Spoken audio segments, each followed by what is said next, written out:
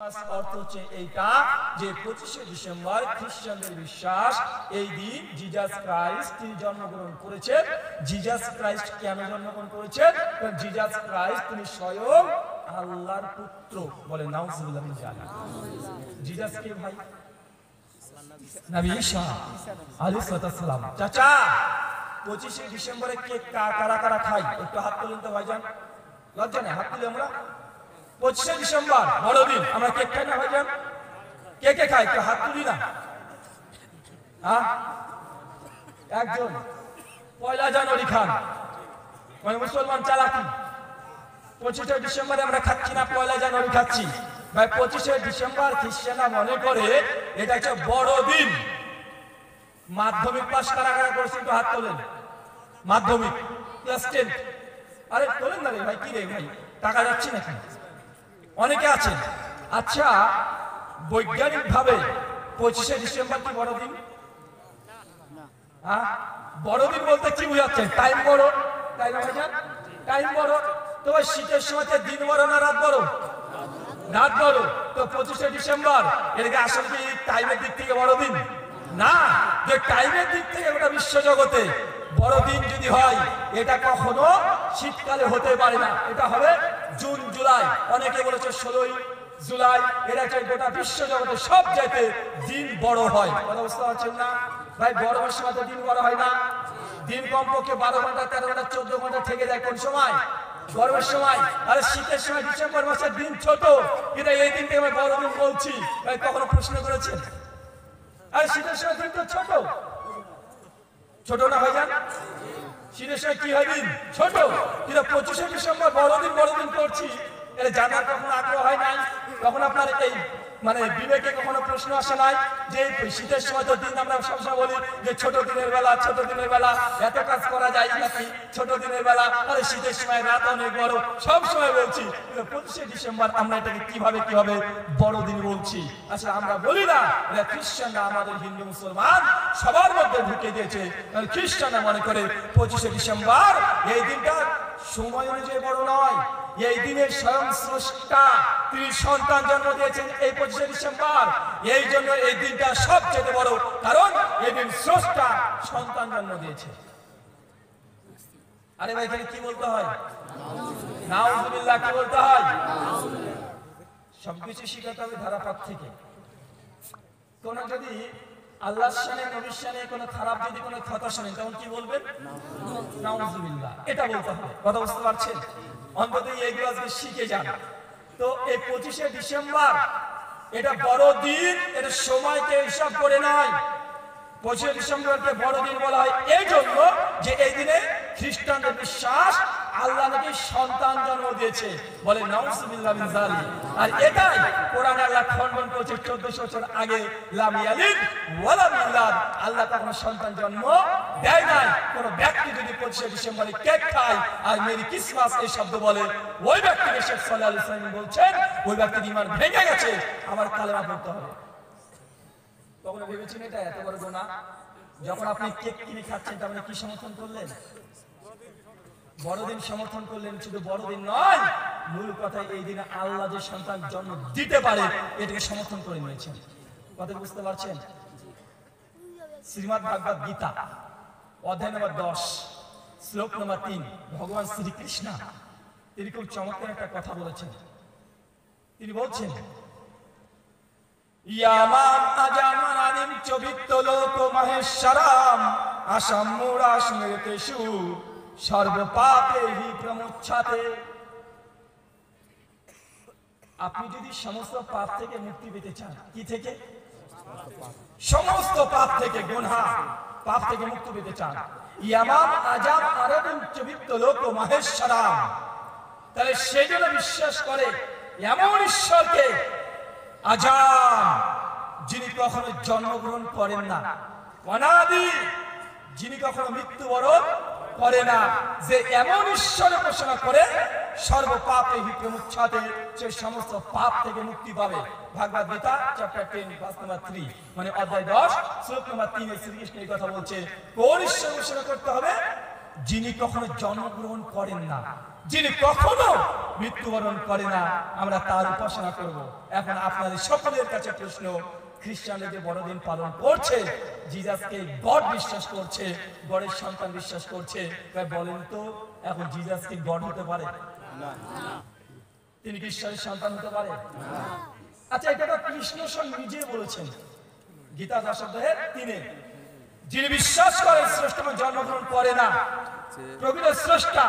অথচ আমাদের ভগবান শ্রীকৃষ্ণকে নিয়ে অনেক হিন্দু দাদারা নিজেরা তাকে আবার ভগবান সে পুজো করছে, আছে না নাই?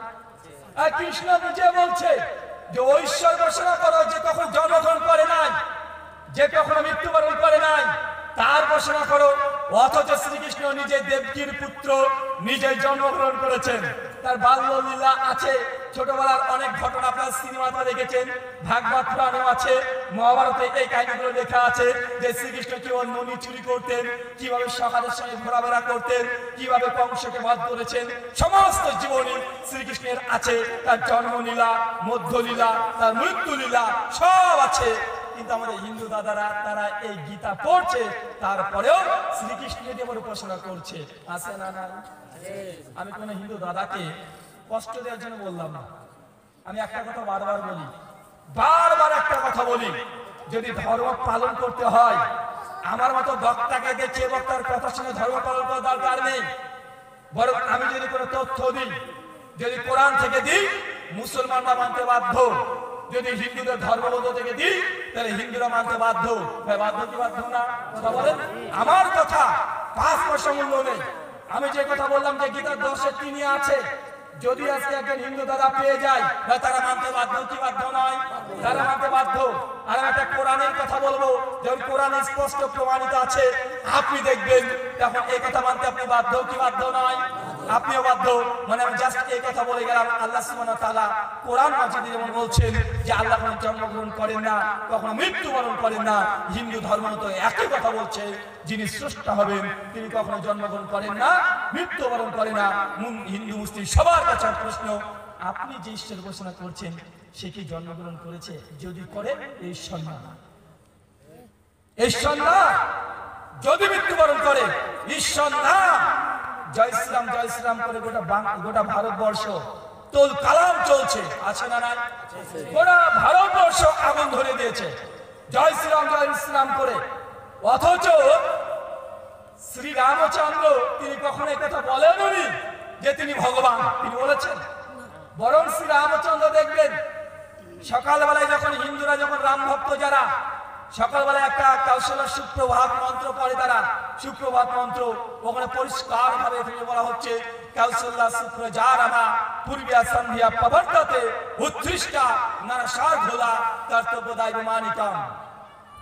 হিন্দু দাদাদেরকে প্রতিদিন পড়তে হয় যে রাম ভক্ত কৃষ্ণ ভক্ত এটা পড়বে না। যারা দক্ষিণ ভারতের মুসলমান এই হিন্দুরা আছে তারা এটা প্রতিদিন পড়ে কৌশল্যা সুপ্রজা রামা পূর্বিয়া সন্ধ্যা প্রবর্ততে।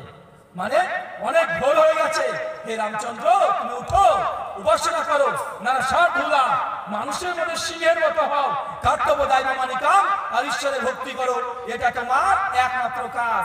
ভাই বলেন তো, আমরা গোটা ভারতবর্ষকে আমরা যার নাম দিয়ে একদম গোটা ভারতবর্ষকে মাতিয়ে দিচ্ছি, ভাই তার কথা আমরা কেউ মানছি না। অপদেশ শ্রীকৃষ্ণ যেটা বলছে সেটা আমরা মানছি না। শুধুমাত্র হিন্দু দাদার মধ্যে আছে এমনটা নয়, আমাদের মুসলিমদের মধ্যেও কোরআনে যেগুলোকে করতে বলা হয়েছে আমরা তার উল্টো করছি, আছে না নাই? মানুষ মারা গেলে 2 শ্রেণীর কোয়ালিটির মানুষ খুশি হয়, কে কে জানেন? এক হচ্ছে হিন্দুদের মধ্যে নাপিত, আর 2 মুসলমানের মধ্যে কিছু হুজুরেরা। কেন? হিন্দুদের মধ্যে যদি কোনো মানুষ মারা যায়, দেন নাপিত মরা বাড়িতে ঘুর ঘুর ঘুর ঘুর ঘুর ঘুর ঘুর ঘুর ঘুর ঘুরে বেড়ায়। কেন? তখন মারা গেছে গোটা বংশকে নেড়া করবে, টাকা করে টাকা ইনকাম করবে, আচ্ছা না নাই? কথা বলেন। আর দেখবেন আপনার যদি এলাকাটা কোনো মানুষ মারা যায়, হুজুররা ঘুর ঘুর ঘুর ঘুর ঘুর ঘুর করবে কিছু মিলাদি হুজুর, আছে না নাই? কথা বলেন। মানে কেউ মারা গেলে হুজুরের ইনকাম বেড়ে যায়, কেউ মারা গেলে নাপিতের যেমন হিন্দুদের ইনকাম বেড়ে যায়, আমাদের কিছু হুজুর আছে তাদের ইনকাম বেড়ে যায়। কি হবে? হুজুরকে শুধু বলেছেন যে হুজুর আমার মা মারা গেছে, হুজুর এই কথা শুনে যা খুশি হয় বলেন, তাই মনে মনে আলহামদুলিল্লাহ বলে। তোর মা বলছে না, তোর বাপটা মন বল না কেন? তোর মা বাপ দুজন বলে তবে তো মিলাদ হবে 3 দিন, 7 দিন, 14 দিন, 40 দিন, বাৎসরিক আছে না নাই? কথা বলে। আমি অবাক হয়ে কোথায় জানেন, যেদিন 40 আমাদের সমাজে অনেকে করে, 40 আছে না ভাইজান? বাপ মারা গেছে, 5 ভাই বসেছে, বসে বলছে ভাই আব্বা তো মারা গেল, কিছুই তো করতে পারি না, বাপের তো জমি আছে, ভাগ করার আগে যদি একটা খানা না দিই পাড়ার মানুষ কি বলবে বলতো? যে বাপের জমি ভোগ করছিস, কিছু করলি না। তো তার আগে ধরেন এখন 40 খানা করবে, তো 5 ভাই হুজুরের কাছে চলে গেছে, হুজুর বাবা মারা গেছে, 40 খানা করবো। হুজুর আগে বলবে, দেখবেন এই তোর বাপ কখনো কোরআন মাজিদ পড়েছে না? হুজুর পড়তে তো পারতো না বাবা মারা, তো তোর বাপের নামে একটা কোরআন খতম দিতে হবে, আছে না? কোরআন খতম দিতে হবে, কোরআনকে বসিয়ে দিতে হবে। এখন ছেলেরা বলছে হুজুর কোনো সমস্যা নেই, দিয়ে দেবো। বলছে তোদের কেউ কি কোরআন গোটা তোর বংশের কেউ পড়ে রেখেছে, মানে গোটা কোরআন খতম আছে? বলছে হুজুর আমাদের বংশের কেউই কোরআন পড়ে না, কেউ পড়েনি, কারণ প্রশ্ন নাই, কেউ পড়তেও পারে না। তো এক কাজ করেন হুজুর, আপনি আমার বাপের নামে কোরআন খতম দিয়ে দেন না। হুজুর তখন মানে খুব খুশি যে হ্যাঁ এটাই শোনার জন্য ছিল। হুজুর তো মধ্যে কোনো চিন্তা নাই, গত রমাজান মাসে 3 বার কোরআন খতম দিয়ে রেখে দিয়েছি, এখন বলতো কয়টা খতম লাগবে, মানে হুজুরের দোকান আছে, মানে কোরআন পড়ে একদম খতম দিয়ে রেডি আছে, দোকান আবার সাজানো থাকে, মানে হুজুরের সাজানো আছে কোরআন, মানে পড়ে পড়ে পড়ে পড়ে সেলফে তুলে রেখেছে। ওই যে বলতো ওটা লাগবে, ওই যে হুজুর কি আর করবেন? ছোট ভাই বলছে আমি 1 খতম দিয়ে দেবো মায়ের জন্য, ওই যে একটা আব্বার জন্য দিয়ে দিয়ে, তো দুটো হুজুর দুটো লাগবে। আচ্ছা ঠিক আছে 2000 টাকা দিয়ে দিও। চিন্তা করছেন হুজুর কোরআন বিক্রি করছে, যে কোরআনকে দেখা যাচ্ছে না, মানে হুজুর পড়ে রেখে গেছে, ওটাকে বলছে এখন ট্রান্সফার করে দিবে। ভাই সমাজে আছে না নাই? এটা হচ্ছে হুজুরের ওয়াইফাই। হুজুর কবে কোরআন পড়ে রেখেছে ওর ভেতরে আছে, আর আপনার বাপ মারা গেছে, তাই কোরআনের বিনিময়ে মানে টাকার বিনিময়ে হুজুরের পড়া কোরআন নাকি আপনার বাপের আমলে চলে যাচ্ছে, আর বাপ নামা আছে না মানুষ, আপনারা সেই হুজুরগুলোকে টাকাও দিয়ে দিচ্ছেন, আছে না নাই? আর একটা অবাক করা জিনিস হয়, এইখানে যেদিন মানুষ মারা যায়, জানাজা পড়তে চলে গেছে, জানাজার আগেই হুজুর বলছে তোর বাপ তো কখনো তো নামাজ পড়তো না রে, কখনো তো মসজিদে দেখিনি। না হুজুর আমার বাপ তো নামাজ পড়তো না। তোর বাপ হচ্ছে বেনামাজি, আমি নামাজ পড়াবো না। তো কি করতে হবে? তো নামাজের কাফারা লাগবে, ক টাকা? তো 10,000 টাকা লাগবে। ভাই সমাজে দেখা যায় কি যায় না? কথা বলেন।